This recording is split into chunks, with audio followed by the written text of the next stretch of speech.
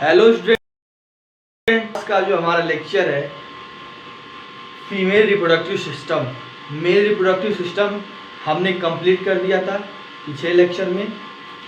ठीक है, आप जाके देख सकते हैं। जो लोग नहीं देखे हैं यूट्यूब पे सर्च करिएगा सत्यम भट्ट फिजिक्स मेंटर। ठीक है, तो चलिए स्टार्ट करते हैं। Female reproductive system. Reproductive system, the reproductive system of human female consists of following organ and glands. ठीक है, first ovary, these are two almond shaped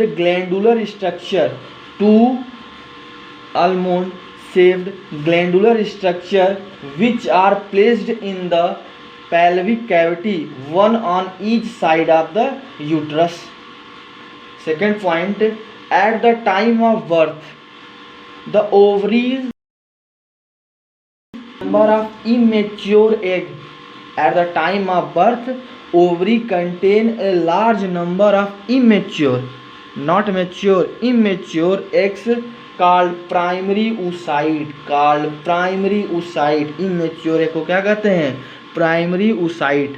But after puberty, at each menstruation cycle, every month one of the egg undergoes maturation.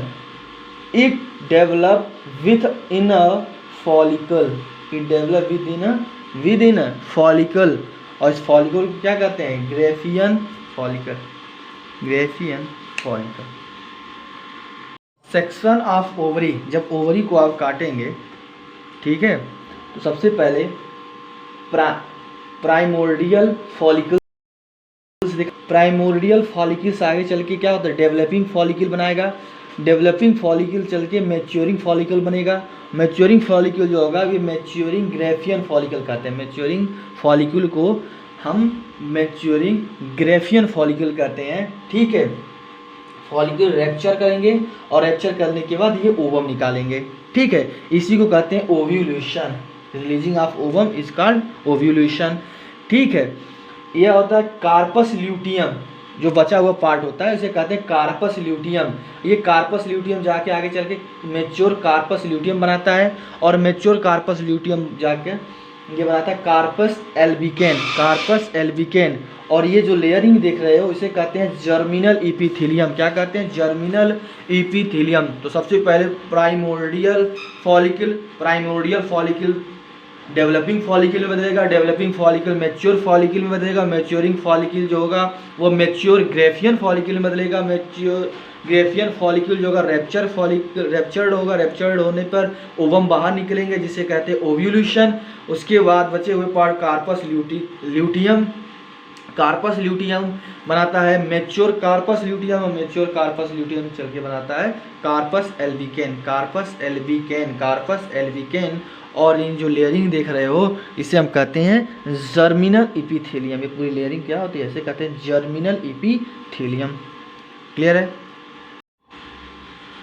A mature Graafian follicle.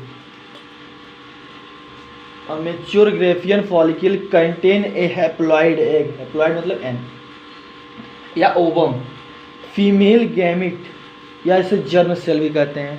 ठीक, in the middle of menstrual cycle the Graafian follicle rapture and ovum is released from one of the ovaries. ठीक, every month एक ovary से एक महीने में एक ही क्या होता है? ओवम निकलते हैं.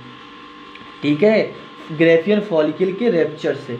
ठीक, दिस रिलीज ऑफ एग या ओवम कहते हैं from the ovary is called ovulation. मैंने फिगर में ही बता दिया कि release of ovum from ovary is called ovulation. After Graafian follicle develop into a very endocrine gland known as corpus luteum. मैंने बताया कि जब ग्रेफियन फॉलिकल रैप्चर करता है तो ओवम निकलता है जिसे हम कहते हैं ovulation.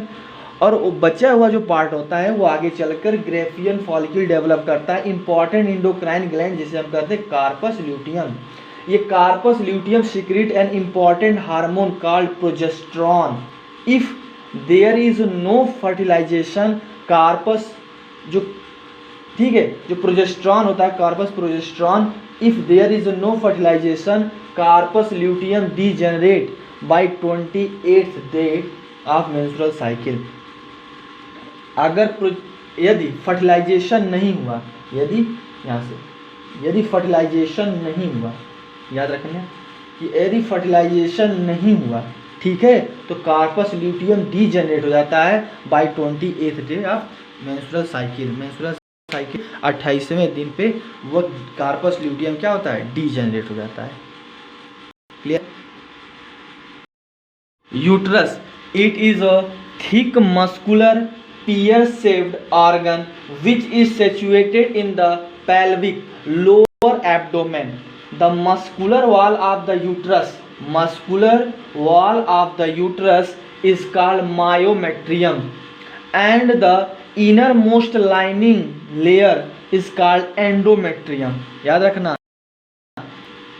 uterus is associated with the vagina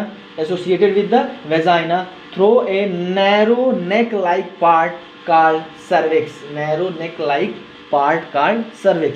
The upper region of the uterus is associated with the fallopian tube. upper part associated होता है fallopian tube से.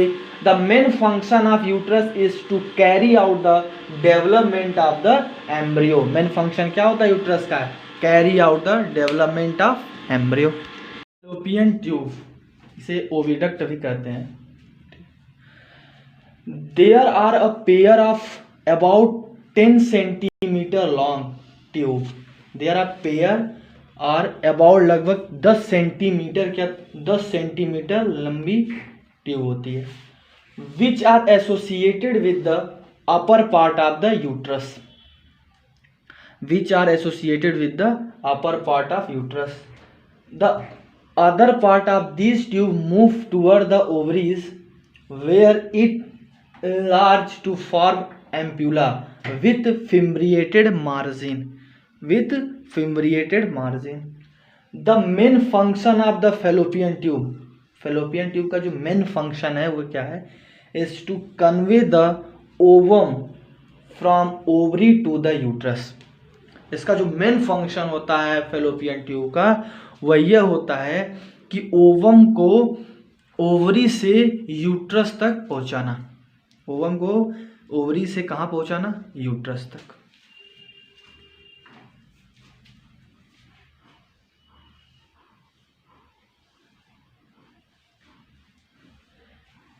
This part is the mammary gland, जिसे हम ब्रेस्ट भी कहते हैं. The mammary gland या breast are accessory female reproductive part, accessory female reproductive organ which secrete the milk, after the birth of baby. The breast lies on ventral surface of the thoracic region. याद रखना breast कहाँ present होता है? lies on the ventral surface of thoracic region. Structure of female reproductive system. ठीक, ये हम क्या था? फिंगर लाइक स्ट्रक्चर है कि नहीं है ना, इसलिए इसे फिम्ब्री कहते हैं. ठीक, फिम्ब्री ये क्या होते हैं? एम्प्यूला. ठीक, ये होता है ओवरी. ठीक है, इनर मोस्ट लेयर जो होता है एंडोमेट्रियम, बाहर की जो लेयरिंग होती है इसे मायोमेट्रियम. ये होते हैं सर्विक्स और ये होते हैं वेजाइना. ठीक, ये होते हैं फैलोपियन ट्यूब. फैलोपियन ट्यूब क्या करता है? ओवरी से ओवम को निकालता है और यूट्रस तक ले जाने का काम करता है. अभी मैंने बताया अभी. ठीक, फैलोपियन ट्यूब का काम क्या होता है कि ओवम को ओवरी से कहाँ तक पहुँचाने का काम करता है? यूट्रस तक. क्लियर है? Vagina and external genital organ क्या होता है? It is the muscular tube like structure. It remain associated with the uterus through cervix. Uterus को सर्विक्स से जोड़ने का काम करता है. नहीं नहीं, जी सही है, uterus through cervix. The vagina is about 3 to 5 inch long, 3 to 5 inch long and it's open to outside through vaginal opening, ठीक है। This opening is located deep in the vulva region, ठीक है। The main function of vagina is to receive क्या है, semen या sperm from male penis during mating के द्वारा, ठीक है। External genital organ collectively known as वॉल्वा।